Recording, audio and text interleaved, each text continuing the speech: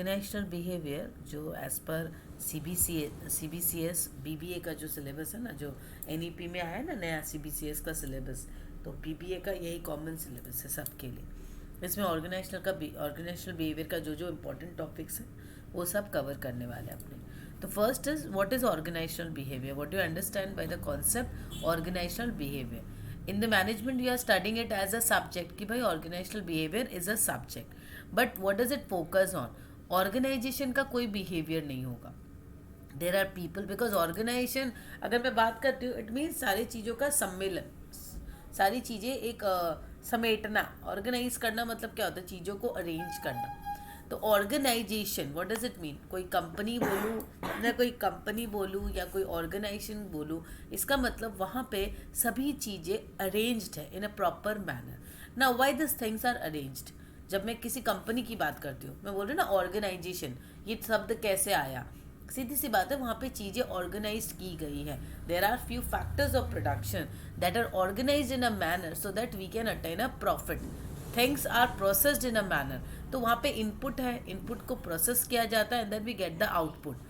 वो मैं factory system बता रही हूँ, बट नॉर्मली कोई भी चीज़ की बात करो, अगर मैं पढ़ा भी रही हूँ तो देयर सर्टेन इनपुट। मैं तुमको पढ़ा रही हूँ तो मैं जो इनपुट दे रही हूँ, स्टडी मटेरियल दे रही हूँ, अपना टाइम दे रही हूँ, लेबर दे रही हूँ, तो इनपुट आई एम गिविंग। तुम पढ़ाई कर रही हो तो एक सिस्टम में जा रहा है, प्रोसेस में, then only you will get the desired result. तो हर एक चीज़ का एक प्रोसेस बना हुआ है। अब मैनेजमेंट में ऑलरेडी पढ़ चुके हैं कि management is a 5 step process: planning, organizing, staffing, directing and controlling, final. तो ये सीक्वेंस में ही चलेगा।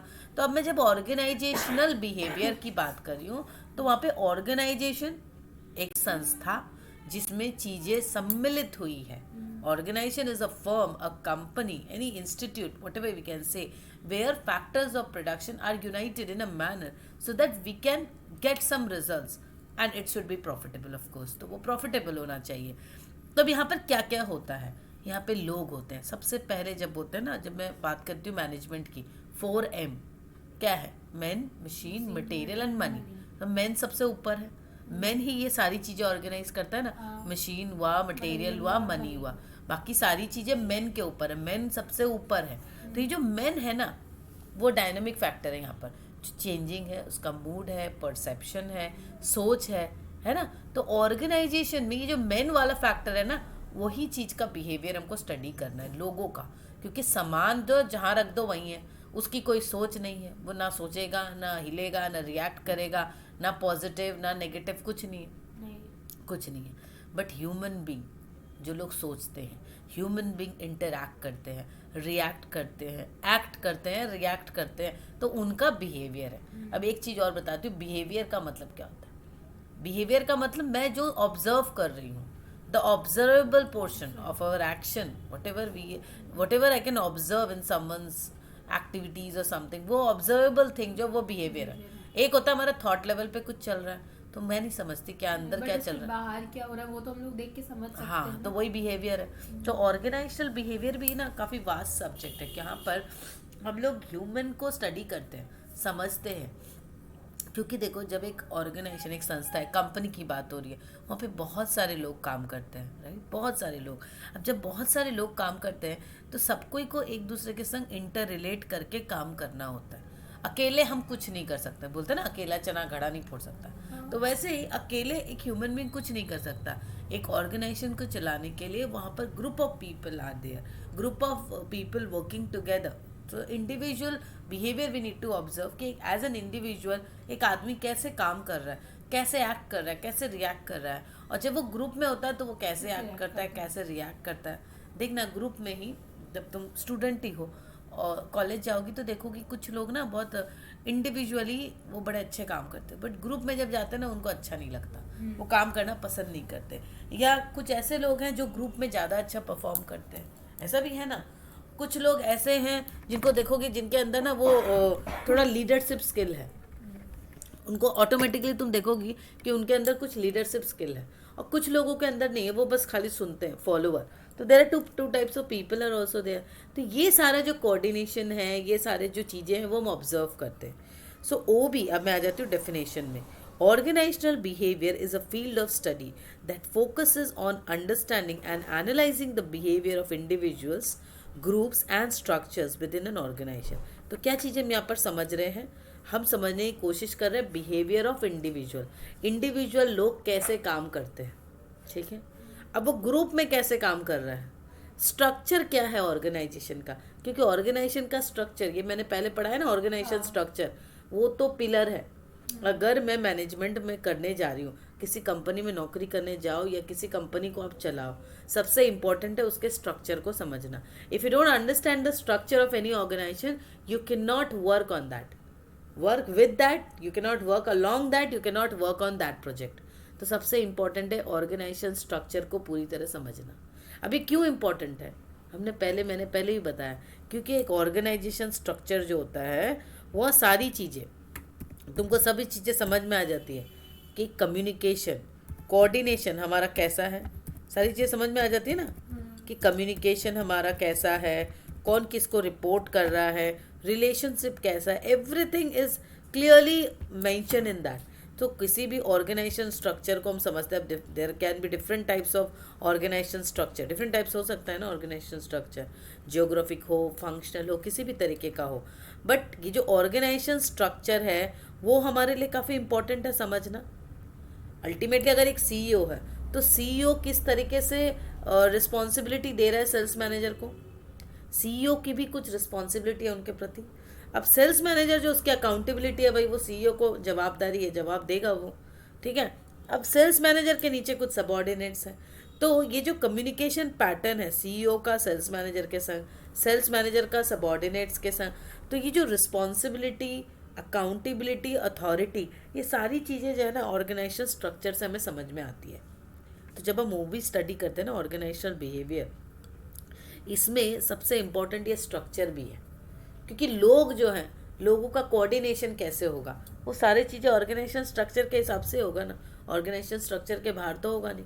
कभी मैं बहुत बड़ी खुश हूँ जब मैं सीईओ को डायरेक्ट रिपोर्ट कर रही हूँ, बट जैसे ही मुझे 2 लेवल नीचे कर दिया गया तो मैं बहुत दुखी हो जाऊँ, I may leave that organisation, right. तो this is human sentiment, what position I am working in, with whom I am working, what coordination, what direct reporting relationship I am in, what accountability is given to me, सारी चीज़ें matter करती है ना, matter करती है। लोगों का ego, लोगों का, देखो ये सारी चीज़ें ना साइकोलॉजिकल है, सारी चीज़ें ये जो ऑर्गेनाइजेशनल बिहेवियर या बिहेवियरल जो कॉन्सेप्ट है, ये बिहेवियरल साइकोलॉजी से लिया गया। अब मैनेजमेंट में क्योंकि हमें जब काम करना है, हमें लोगों से काम करवाना है, मैनेजमेंट का पहला डेफिनेशन ही है, क्या है, management is the art of getting things done from other people, right.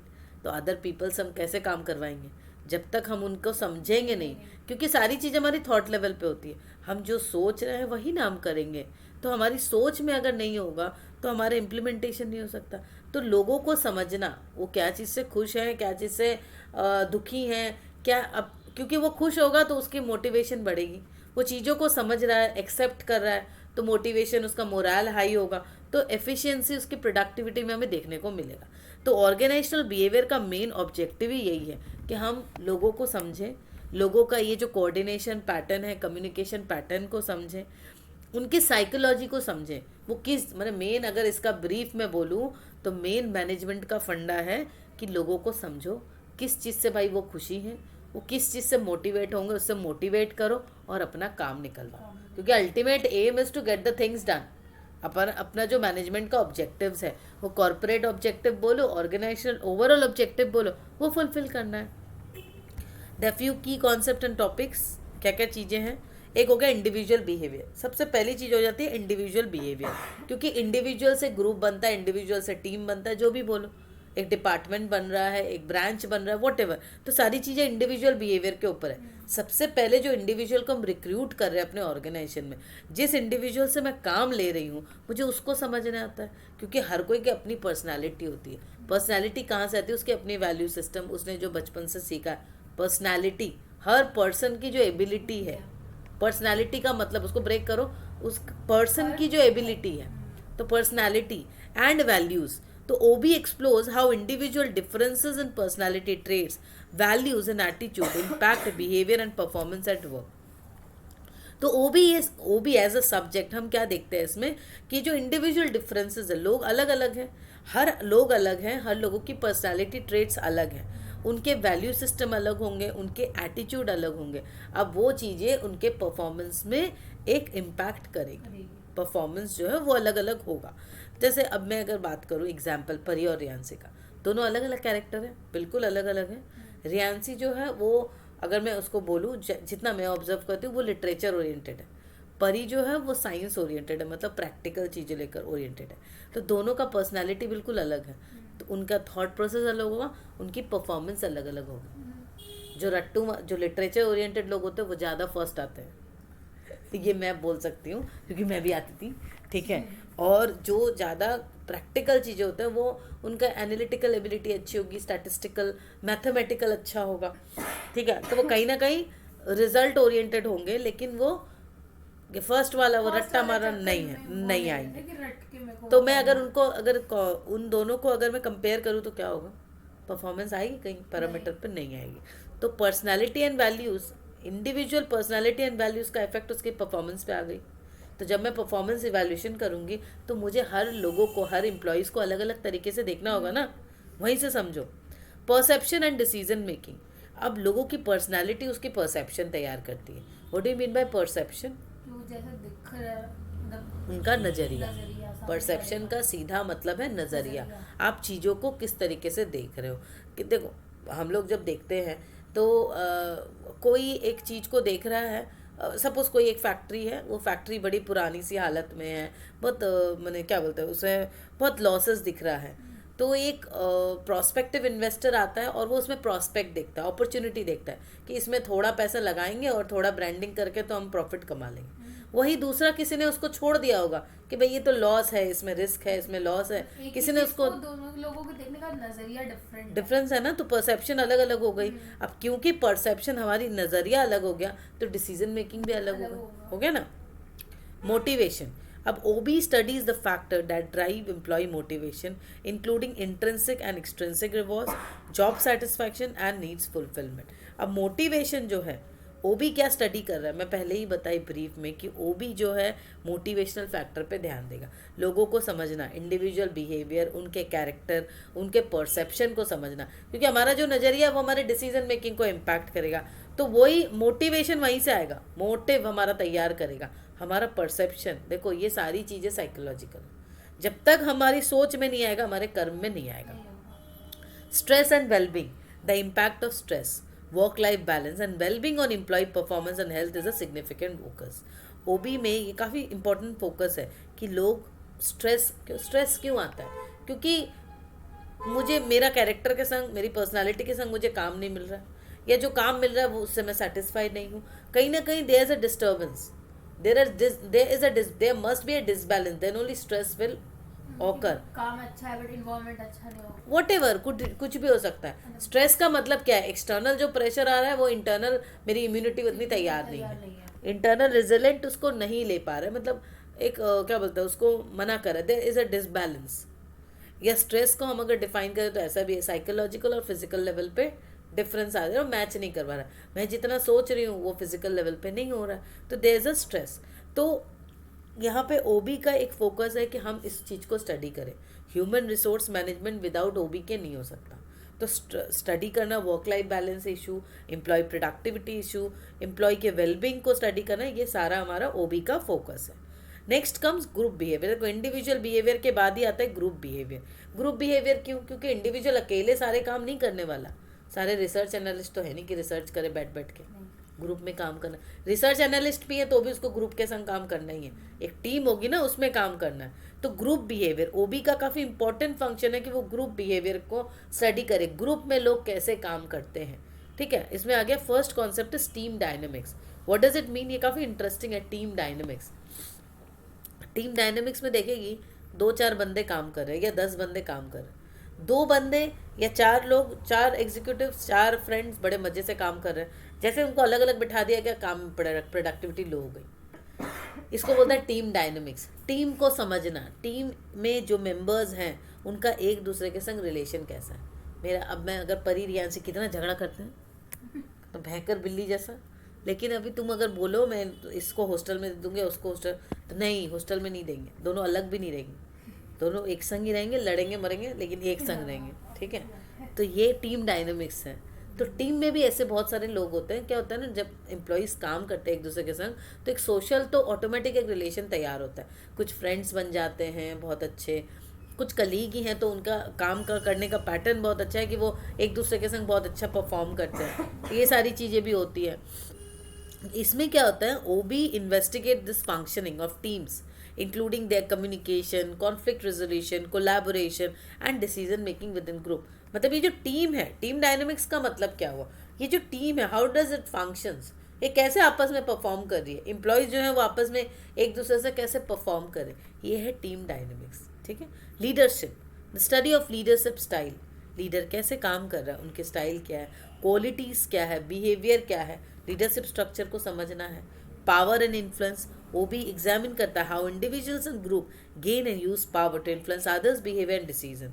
मतलब क्या होता है, पावर एंड इन्फ्लुएंस क्या बता रहा है, वो भी इस चीज़ को भी स्टडी कर रहा है कि पावर फैक्टर क्या है, क्योंकि लीडर जब रहेगा, लीडर का पोजीशन पावर क्या है, पेडलर्स कॉन्टिजेंसी मॉडल में पढ़ा ना कि उसका पावर क्या है, वो क्या इन्फ्लुएंस कर रहा है, किस तरीके से इन्फ्लुएंस कर रहा है, ये देखना है हमको। ऑर्गेनाइजेशन, कल्चर एंड क्लाइमेट, अब देखो ये सारी चीज़ें जो है ना, जितना हमने ऊपर पढ़ा, ये सारी चीज़ों का इम्पैक्ट ऑर्गेनाइजेशन के कल्चर एंड क्लाइमेट पे होगा, मतलब ओवरऑल इन्वायरमेंट कैसा तैयार होता है। देखना तुम हर ऑर्गेनाइजेशन में जब घुसोगी, उनका अपना अपना एक कल्चर या क्लाइमेट देखने को मिलता है। क्लाइमेट मतलब it's all about the environment, लोग वहाँ पे किस तरीके से काम करते हैं। जैसे कॉल सेंटर में जाओगी तो वहाँ पे ना लोग बड़े मस्ती में काम करते हैं, ठीक है। कॉल सेंटर में कभी अगर देखेगी अंदर वर्क कल्चर, बहुत मस्ती में काम करते हैं, एक दूसरे के संग बातें करते ही या करके ऐसे मस्ती में काम करते, तभी उतना प्रेशर ले पाते हैं, नहीं तो नहीं ले पाएंगे जितना प्रेशर होता है ना काम का।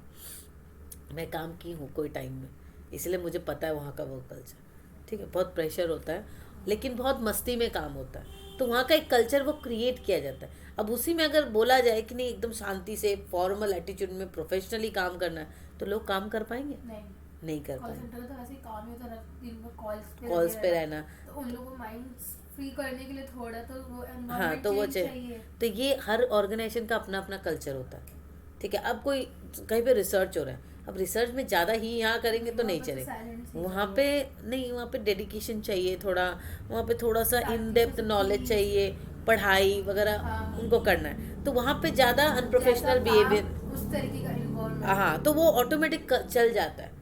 हर ऑर्गेनाइजेशन का अपना अपना कल्चर होता है, तो वो कहाँ से आता है ऑर्गेनाइजेशन कल्चर, वो वहाँ के एम्प्लॉयज़ के ऊपर ही होता है। वहाँ पे ऐसा नहीं कि मस्ती नहीं करते लोग, ऐसे बोर्डम नहीं होते, वहाँ पर भी मस्ती करते हैं, ठीक है। मैंने रिसर्च में भी पढ़ाई की, मतलब रिसर्च में भी काम किया है। तो जब मैं ICMR में रिसर्च में काम करती थी, हम लोग को वहाँ पढ़ाई लिखाई वाला काम था वहाँ पे। तो उस टाइम तो ये गूगल वगैरह इतना कुछ था नहीं, मतलब इतना रिसर्च के ऑप्शंस नहीं थे। अभी तो बहुत AI टूल्स भी आ गए, पहले नहीं था, तो किताबें पढ़नी होती थी दुनिया की, ठीक है। तो उस टाइम में क्या था, उस टाइम में आपको सारी चीज़ें पढ़ के करनी है, तो भी मस्ती करते हैं लोग, पर वो डिपेंड करेगा अलग अलग इन्वायरमेंट, कहीं पर उसको एक्सेप्ट करता है, कहीं पर नहीं एक्सेप्ट करता है, राइट। तो ये हो गया ग्रुप बिहेवियर। इसके बाद हो गया तुम्हारा ऑर्गेनाइजेशनल स्ट्रक्चर एंड डिज़ाइन, ये भी काफ़ी इंपॉर्टेंट है, क्योंकि सारी चीज़ें तो स्ट्रक्चर के ऊपर है। ऑर्गेनाइजेशन का स्ट्रक्चर कैसा है, उनकी रिपोर्टिंग, रिस्पॉन्सिबिलिटी, अकाउंट, किस तरीके से डिज़ाइन उन्होंने बना के रखा है।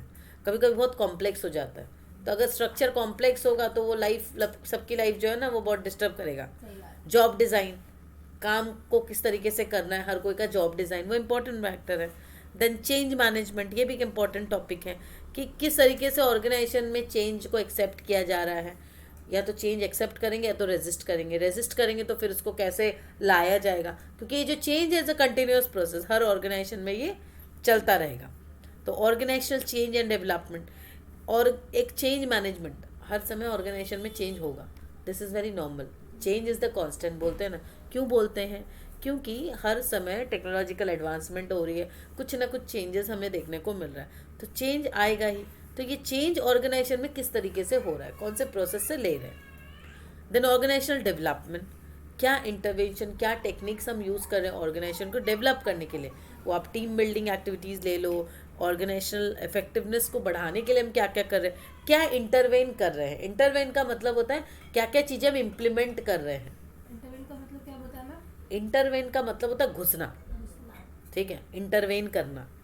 तो यहाँ पर इंटरवेन का मतलब क्या हो रहा है कि हम क्या इंटरवेंशन टेक्निक यूज़ कर रहे हैं, क्या चीज़ें इम्प्लीमेंट कर रहे हैं, क्या क्या सिस्टम इम्प्लीमेंट कर रहे हैं ऑर्गेनाइजेशन में, क्या बोलते हैं, आप बोल सकते हो इफेक्टिवनेस या प्रोडक्टिविटी लाने के लिए। ठीक है, communication and conflict is very normal topics. Communication and conflict OB में हमें ये स्टडी करना ही होता है कि कम्युनिकेशन किस तरीके से हो रहा है, कम्युनिकेशन पैटर्न सीधा सीधी है, ट्रांसपेरेंसी कितनी है। उसके बाद तुम्हारा देखो मेन मोटिव है कि कम्युनिकेशन क्लियर हो, फास्ट हो, स्मूथ हो, इंफॉर्मेशन शेयर इजीली हो, so that we reach to our objectives easily. अब वहाँ पे अगर बैरियर होगा, ज़्यादा ज़्यादा गैप होंगे तो डिस्टर्ब होगा। Next is conflict resolution. कोई कॉन्फ्लिक्ट हुआ, तुम्हारा और मेरा मत नहीं मिल रहा, कॉन्फ्लिक्ट मतलब कॉन्फ्लिक्ट का मतलब झगड़ा नहीं होगा, it's just differences in minds, differences in points of view. तुम्हारा पॉइंट ऑफ व्यू अलग है, मेरा पॉइंट ऑफ व्यू अलग है, तो conflict will arise. Fine. Next is ethics and diversity. अब एथिकल बिहेवियर, वो भी में ये जो डायलेमा है ना, एथिकल वर्क प्लेस डायलेमा कि ये सही है ये गलत है, वो हो गया एथिक्स। अब डाइवर्सिटी एंड इंक्लूजन मतलब क्या होगा, डिफरेंट टाइप के लोग रहेंगे, different variety of people will be there, सबको लेके चलना है हमको, इंक्लूड करते हुए चलना है ना। इसी चीज़ को ओबी में हम स्टडी करते हैं। दीज आर फ्यू की कॉन्सेप्ट्स इन ओबी।